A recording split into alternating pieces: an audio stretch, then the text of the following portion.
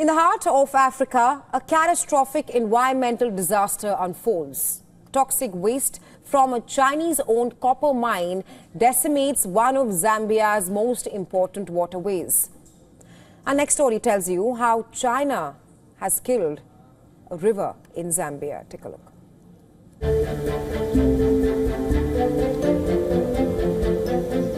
In Zambia, the Kafue River, once teeming with life and sustaining countless communities, now carries a deadly cocktail of acid and heavy metals through the country's agricultural heartland, threatening to become one of the continent's worst ecological calamities in recent memory. On 18th of February 2025, a Chinese-owned copper mine in northern Zambia unleashed an environmental disaster. A tailings dam collapsed, spilling 50 million litres of acidic waste, heavy metals, and toxic sludge into the crucial waterway.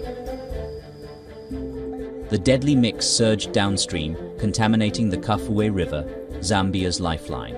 The spill has already killed fish, poisoned crops, and spread fear among millions who depend on the river. This morning until here, we did not catch any fish. Why? The you people Chinese put it to their gases. It was so fast, according to the guy's explanation who saw it. It was so fast, it was getting bigger and bigger by the minute, 5 minutes, 10 minutes. By 30 minutes, it was a whole collapse. Farmers stared in despair at their ruined maize and groundnut fields. Entire communities were left wondering how they would survive. The toxic sludge didn't just pollute the water, it also shattered lives. When I went to the fish pond, I found that the lime had flowed through the pond and all the fish had been swept away. I just stood in agony, wondering what I would do about the money I spent on the project.